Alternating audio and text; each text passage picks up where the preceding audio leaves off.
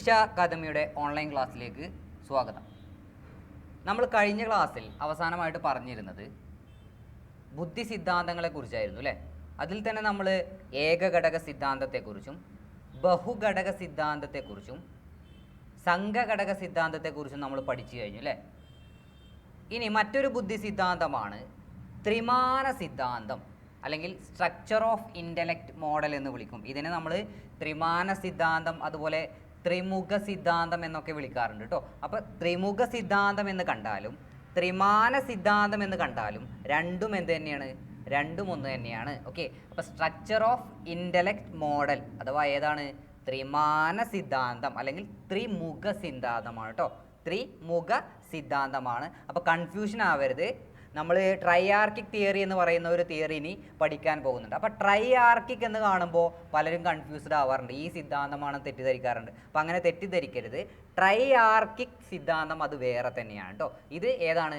ത്രിമാന സിദ്ധാന്തമാണ്, അല്ലെങ്കിൽ ത്രിമുഖ സിദ്ധാന്തം എന്ന് അറിയപ്പെടുന്നു. ത്രിമാന സിദ്ധാന്തത്തിൻ്റെ ഉപജ്ഞാതാവായിട്ട് അറിയപ്പെടുന്ന വ്യക്തിയാണ് ഗിൽഫോർഡ്. ആരാണ്? ഗിൽഫോർഡ്. ത്രിമാന സിദ്ധാന്തം അല്ലെങ്കിൽ ത്രിമുഖ സിദ്ധാന്തം ആരുമായി ബന്ധപ്പെട്ടതാണ്? ഗിൽഫോർഡ്. അപ്പോൾ ഗിൽഫോർഡാണ് ത്രിമുഖ സിദ്ധാന്തത്തിൻ്റെ ഉപജ്ഞാതാവായിട്ട് അറിയപ്പെടുന്ന വ്യക്തി. ഓക്കെ, അപ്പോൾ ഇതിന് നമ്മൾ സ്ട്രക്ചർ ഓഫ് ഇൻ്റലക്റ്റ് മോഡൽ എന്ന് പറയുന്നു അല്ലേ. അതുപോലെ തന്നെ 3 phases ഓഫ് ഇൻ്റലിജൻസ് എന്നും പറയാറുണ്ട്. എന്താണ് 3 phases ഓഫ് ഇൻ്റലിജൻസ്? 3 phases ആണ് അല്ലേ. ത്രിമാനങ്ങളാണ്. 3 phases ഓഫ് ഇൻ്റലിജൻസ്. ഓക്കെ, അപ്പോൾ ആരുടേതാണ് ത്രിമുഖ സിദ്ധാന്തം? ചിലപ്പോൾ ചോദ്യം വരും, ത്രിമുഖ സിദ്ധാന്തത്തിൻ്റെ ഉപജ്ഞാതാവാര്, അല്ലെങ്കിൽ ത്രിമാന സിദ്ധാന്തത്തിൻ്റെ ഉപജ്ഞാതാവാര്, ഇങ്ങനെയായിരിക്കും ചോദിക്കുക. ഇനി അതുമല്ലെങ്കിൽ ഇംഗ്ലീഷിൽ തന്നെ ചോദിക്കും. അതായത് 3 phases ഇൻ്റലിജൻസിൻ്റെ ഉപജ്ഞാതാവാരെന്ന് ചോദിക്കാം. ഇല്ലെങ്കിൽ സ്ട്രക്ചർ ഓഫ് ഇൻ്റലിജൻസ് മോഡലിൻ്റെ ഉപജ്ഞാതാവാരെന്ന് ഇംഗ്ലീഷിൽ തന്നെ എഴുതി ചോദിക്കാം. അപ്പോൾ എങ്ങനെ വന്നാലും ഗിൽഫോർഡിൻ്റെ സിദ്ധാന്തമാണെന്ന് മനസ്സിലാക്കുക. ഓക്കെ, അപ്പോൾ ഗിൽഫോർഡ് ഈ ഒരു സിദ്ധാന്തം ആവിഷ്കരിച്ചിട്ടുള്ളത്, ഈ ഒരു ത്രിമുഖ സിദ്ധാന്തം ഇദ്ദേഹം ആവിഷ്കരിച്ചിട്ടുള്ളത് ഫാക്ടർ അനാലിസിസ് എന്ന സങ്കേതം വഴിയാണ്. എന്താണ് ഫാക്ടർ അനാലിസിസ്? മലയാളത്തിൽ നമ്മൾ പറയും ഘടകാപഗ്രഥനം. എന്താണ് ഘടകാപഗ്രഥനം? അപ്പോൾ ഘടകാപഗ്രഥനത്തിലൂടെ ഒരു ബുദ്ധി സിദ്ധാന്തം ആവിഷ്കരിച്ചതാര് എന്ന് ചോദിച്ചാൽ ആരാണ്? അത് ഗിൽഫോർഡാണ് അല്ലേ. അല്ലെങ്കിൽ ഫാക്ടർ അനാലിസിസിലൂടെ ആവിഷ്കരിച്ച ബുദ്ധി സിദ്ധാന്തം ഏതാണ്? ത്രിമുഖ സിദ്ധാന്തമാണ് അല്ലേ, അല്ലെങ്കിൽ ത്രിമാന സിദ്ധാന്തമാണ്. ഓക്കെ, അപ്പോൾ ഇനി മറന്നുപോരുത്, ഗിൽഫോർഡാണ്. JP ഗിൽഫോർഡ്, അദ്ദേഹത്തിൻ്റെ മുഴുവൻ പേര് JP ഗിൽഫോർഡ്. അപ്പോൾ JP ഗിൽഫോർഡാണ് 3 phases ഓഫ് ഇൻ്റലിജൻസ് അല്ലെങ്കിൽ ത്രിമാന സിദ്ധാന്തം എന്ന ബുദ്ധി സിദ്ധാന്തം ആവിഷ്കരിച്ചത്. ഓക്കെ, അപ്പോൾ അദ്ദേഹം എങ്ങനെയാണ് ഈ സിദ്ധാന്തം ആവിഷ്കരിച്ചത്? ഘടകാപഗ്രഥനം എന്ന സങ്കേതം വഴിയാണല്ലേ, അഥവാ ഫാക്ടർ അനാലിസിസ് എന്ന സങ്കേതം വഴിയാണ്. അപ്പോൾ ഗിൽഫോർഡിൻ്റെ അഭിപ്രായത്തിൽ അദ്ദേഹം പറയുന്നത് ബുദ്ധിപരമായ ഏതൊരു പ്രവർത്തനത്തിനും 3 മാനങ്ങളുണ്ട്, അഥവാ 3 മുഖങ്ങളുണ്ട് അല്ലേ. ഏതൊക്കെയാണ് ആ 3 മുഖങ്ങൾ? ഫസ്റ്റ് വൺ, പ്രവർത്തനങ്ങൾ. എന്താണ് പ്രവർത്തനങ്ങൾ അഥവാ ഓപ്പറേഷൻസ്? പ്രവർത്തനങ്ങൾ അഥവാ ഓപ്പറേഷൻസ്. സെക്കൻഡ് വൺ, ഉള്ളടക്കങ്ങൾ. ഉള്ളടക്കം അഥവാ എന്താണ് ഉള്ളടക്കം എന്ന് പറഞ്ഞാൽ കണ്ടൻസ് ആണ് അല്ലേ, കണ്ടൻറ്റ്. തേർഡ് വൺ, ഉൽപ്പന്നം. ഉൽപ്പന്നം അഥവാ പ്രൊഡക്റ്റ്. ഓക്കെ, അപ്പോൾ ബുദ്ധിപരമായ അല്ലെങ്കിൽ ഭൗതിക പ്രവർത്തനങ്ങൾക്ക്, നമ്മൾ ചെയ്യുന്ന ബുദ്ധിപരമായിട്ടുള്ള ഏതൊരു പ്രവർത്തനത്തിനും പ്രധാനമായും 3 phases ഉണ്ട് അല്ലേ, 3 മാനങ്ങളുണ്ട്. അതുകൊണ്ടാണ് ഇതിനെ ത്രിമാന സിദ്ധാന്തം അല്ലെങ്കിൽ ത്രിമുഖ സിദ്ധാന്തം എന്ന് വിളിക്കുന്നത് അല്ലേ. അപ്പോൾ ചിലപ്പോൾ ഈ ഭാഗത്ത് നിന്ന് ചോദ്യം വരുന്നത് എങ്ങനെയായിരിക്കും? പ്രവർത്തനങ്ങൾ, ഉള്ളടക്കങ്ങൾ, ഉൽപ്പന്നങ്ങൾ എന്നീ പറയുന്നവ ഏത് ബുദ്ധി സിദ്ധാന്തവുമായി ബന്ധപ്പെട്ടിരിക്കുന്നു എന്ന് ചോദ്യം വരാം അല്ലേ. ഏത് ബുദ്ധി സിദ്ധാന്തവുമായിട്ട് ബന്ധപ്പെട്ടതാണ്? ഗിൽഫോർഡിൻ്റെ ത്രിമാന സിദ്ധാന്തം അല്ലെങ്കിൽ ത്രിമുഖ സിദ്ധാന്തവുമായിട്ട് ബന്ധപ്പെട്ടതാണെന്ന് മനസ്സിലാക്കുക. ഓക്കെ, അപ്പോൾ ഏതൊക്കെയാണ് അദ്ദേഹത്തിൻ്റെ 3 മാനങ്ങൾ? അദ്ദേഹം പറയുന്ന ബുദ്ധിപരമായിട്ടുള്ള പ്രവർത്തനങ്ങളിലെ 3 മാനങ്ങൾ ഏതൊക്കെയാണ്? പ്രവർത്തനങ്ങൾ, ഉള്ളടക്കങ്ങൾ, ഉൽപ്പന്നങ്ങൾ എന്നിങ്ങനെ 3 തരമുണ്ട് അല്ലേ. അപ്പോൾ ഇവിടെ നമുക്കറിയാം പ്രവർത്തനങ്ങൾ എന്ന് പറഞ്ഞാൽ, ഓപ്പറേഷൻസ് എന്ന് പറഞ്ഞാൽ എന്താ? നമ്മുടെ മാനസിക പ്രക്രിയകളാണ് അല്ലേ. നമ്മൾ ഒരു ബുദ്ധിപരമായിട്ട് ഒരു പ്രവൃത്തി ചെയ്യുന്ന സമയത്ത് നമ്മുടെ മനസ്സിനകത്ത് നടക്കുന്ന പ്രവർത്തനങ്ങൾ, അതിനെയാണ് ഓപ്പറേഷൻസ് എന്ന് വിളിക്കുന്നത് അല്ലേ. പലതരത്തിലുള്ള പ്രക്രിയകൾ, പ്രവർത്തനങ്ങൾ, മെൻ്റൽ പ്രോസസ്സുകൾ നടക്കുന്നുണ്ട്.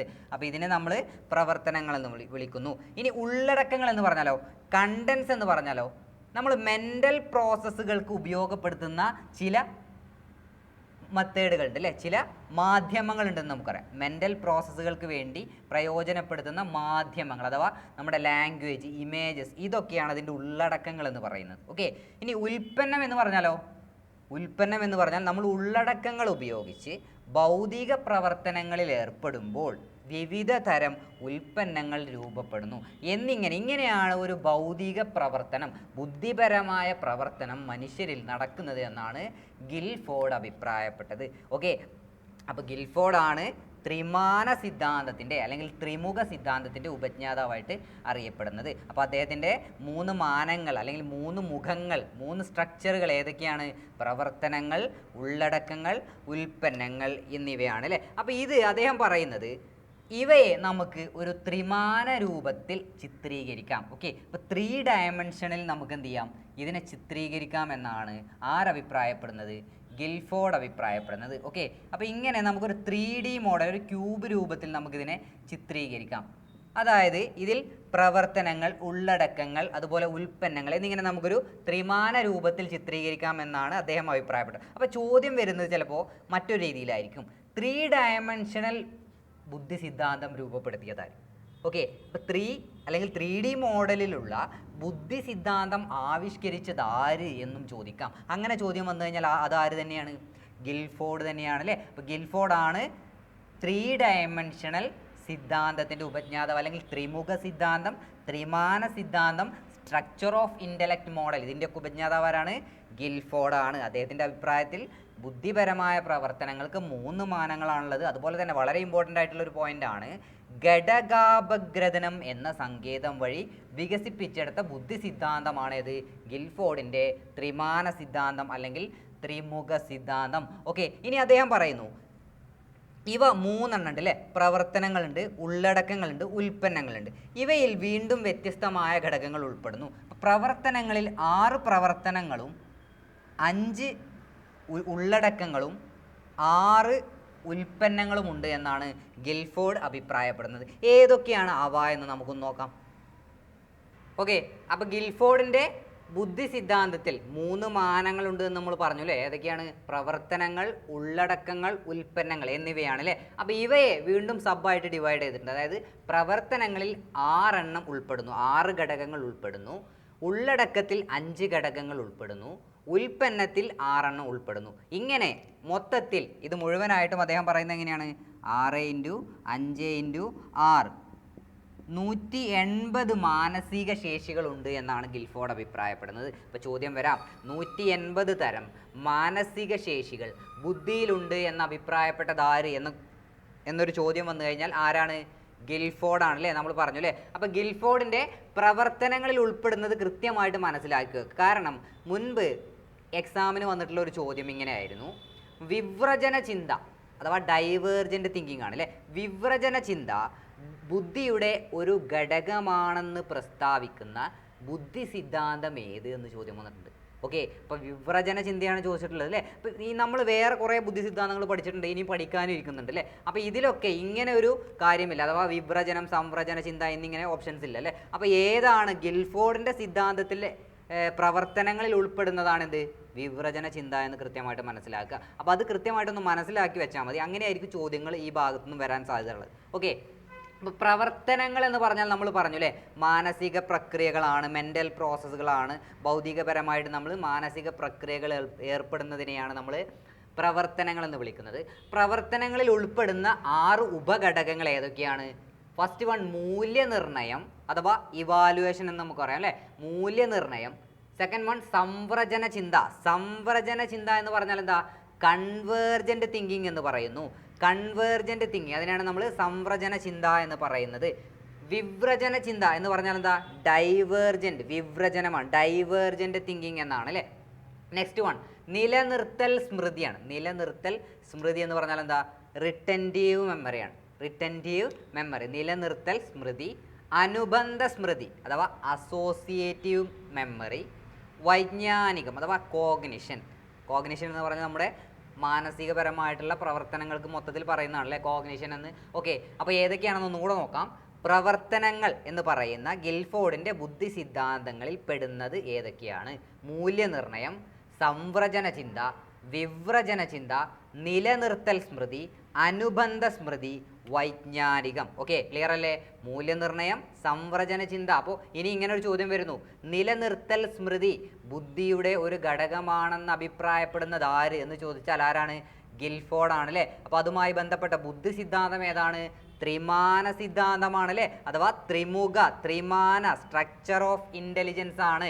ഓക്കെ, നെക്സ്റ്റ് ഉള്ളടക്കങ്ങളെ കുറിച്ച് അദ്ദേഹം പറയുന്നു അല്ലേ. ഉള്ളടക്കങ്ങൾ എന്ന് പറഞ്ഞാൽ ചിന്തയുടെ മാധ്യമങ്ങളാണ്, അഥവാ നമ്മുടെ മാനസിക പ്രക്രിയകൾക്ക് ഉപയോഗിക്കുന്ന മാധ്യമങ്ങളാണ് ഉള്ളടക്കങ്ങൾ എന്ന് പറയുന്നത്. അപ്പോൾ ഉള്ളടക്കങ്ങളിൽ അദ്ദേഹം 5 ഘടകങ്ങളുണ്ട് അല്ലേ, 5 ഉപഘടകങ്ങളാണ് ഉള്ളടക്കങ്ങളിലുള്ളത്. ഏതൊക്കെയാണ്? രൂപം, ശ്രവ്യം, പ്രതീകം, അർത്ഥം, വ്യവഹാരം എന്നിങ്ങനെയാണ്. അപ്പോൾ ഇവിടെ രൂപം എന്ന് പറഞ്ഞാൽ എന്താ? വിഷ്വൽ ആയിട്ടുള്ള ഇൻഫോർമേഷൻസ് ആണ് അല്ലേ, നമ്മുടെ മെൻ്റൽ ഇൻഫോർമേഷൻസ് ഉണ്ടാവും അല്ലേ, വിഷ്വൽ ആയിട്ടുള്ള രൂപ രീതിയിലുള്ള ഇമേജസ്, ഇതൊക്കെയാണ് രൂപം എന്നതുകൊണ്ട് അർത്ഥമാക്കുന്നത്. Next one ശ്രവ്യം. ശ്രവ്യം എന്ന് പറഞ്ഞാലോ ഓഡിറ്ററി. രൂപം എന്ന് പറഞ്ഞാൽ വിഷ്വൽ, ശ്രവ്യം ഓഡിറ്ററി. പ്രതീകം എന്ന് പറഞ്ഞാൽ എന്താ? പ്രതീകം എന്ന് പറഞ്ഞാൽ സിംബൽസ് ആണ് അല്ലേ, സിംബോളിക്. അർത്ഥം എന്ന് പറഞ്ഞാൽ സെമാൻറ്റിക്. വ്യവഹാരം നമുക്കറിയാം ബിഹേവിയർ എന്നിങ്ങനെയാണ് അല്ലേ. അപ്പോൾ ഉള്ളടക്കങ്ങൾ ഉൾപ്പെടുന്ന 5 ഉപഘടകങ്ങൾ ഏതൊക്കെയാണ്? രൂപം, ശ്രവ്യം, പ്രതീകം, അർത്ഥം, വ്യവഹാരം. അപ്പോൾ ഇതിൽ നിന്നും ചോദ്യം വരാം അല്ലേ. പ്രതീകം, അർത്ഥം, വ്യവഹാരം എന്നിവ ഗിൽഫോർഡിൻ്റെ സിദ്ധാന്തത്തിൽ ഏതിൽ പെടുന്നു എന്നൊരു ചോദ്യം വരാം. അങ്ങനെ വന്നാലോ? അങ്ങനെ വന്നാൽ ഉള്ളടക്കങ്ങളിൽ ഉൾപ്പെടുന്നതാണ് അല്ലേ. അപ്പോൾ ഇങ്ങനെയൊക്കെ ആയിരിക്കും ചോദ്യം വരാം ഈ ഭാഗത്ത് നിന്ന് കേട്ടോ. ഓക്കെ, ഒന്നും കൂടെ നോക്കാം. ഉള്ളടക്കങ്ങളിൽ ഉൾപ്പെടുന്ന ഏതൊക്കെയാണ്? രൂപം, ശ്രവ്യം, പ്രതീകം, അർത്ഥം, വ്യവഹാരം എന്നിവയാണ്. നെക്സ്റ്റ് അദ്ദേഹം പറയുന്നു 6 തരം ഉൽപ്പന്നങ്ങൾ ഉണ്ടാവുന്നു, അഥവാ നമ്മൾ ഉള്ളടക്കങ്ങൾ ഉപയോഗിച്ച് ഈ പ്രവർത്തനങ്ങൾക്ക് വേണ്ടി നമ്മൾ ഉള്ളടക്കങ്ങൾ ഉപയോഗിക്കുന്നു. ഈ ഉള്ളടക്കങ്ങൾ ഉപയോഗിച്ച് നമ്മൾ ഇത്തരം പ്രവർത്തനങ്ങളിൽ ഏർപ്പെടുമ്പോൾ ഉൽപ്പന്നങ്ങൾ 6 തരം ഉൽപ്പന്നങ്ങൾ ലഭിക്കുന്നു എന്നാണ് പറയുന്നത്. ഓക്കെ, ഡീറ്റെയിൽ ആയിട്ട് ഇത് എന്താണെന്നൊന്നും പഠിക്കേണ്ട, കൃത്യമായിട്ട് ഇതിൽ ഉൾപ്പെടുന്നത് എന്താണെന്ന് പഠിച്ചാൽ മതി. ഓക്കെ, ഉൽപ്പന്നങ്ങൾ ഏതൊക്കെയാണ്? 6 എണ്ണം ഉണ്ട് അല്ലേ.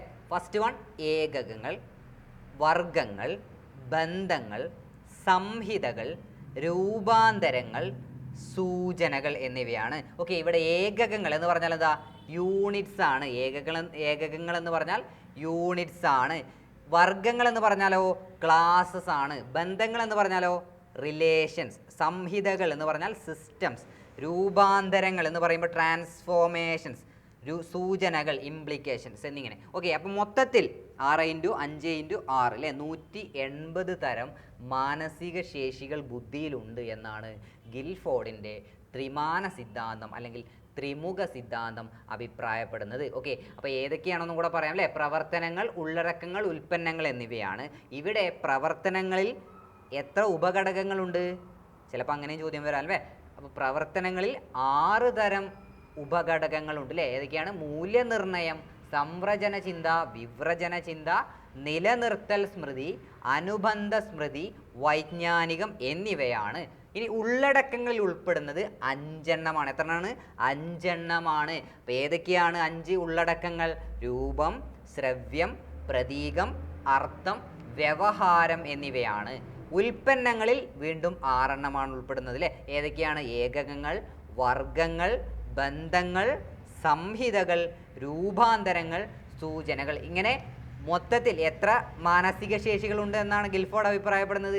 180 അല്ലേ. അദ്ദേഹത്തിൻ്റെ ത്രിമാന സിദ്ധാന്തത്തിന് മറ്റൊരു പേരും കൂടി ഉണ്ടല്ലേ, എന്താണ്? ത്രിമുഖ സിദ്ധാന്തം എന്ന് വിളിക്കുന്നു. അദ്ദേഹം എങ്ങനെയാണ് ഈ സിദ്ധാന്തം അഥവാ ത്രിമാന സിദ്ധാന്തം അല്ലെങ്കിൽ ത്രിമുഖ സിദ്ധാന്തം ആവിഷ്കരിച്ചത്, രൂപപ്പെടുത്തിയത്? ഏത് സങ്കേതം വഴിയാണ്?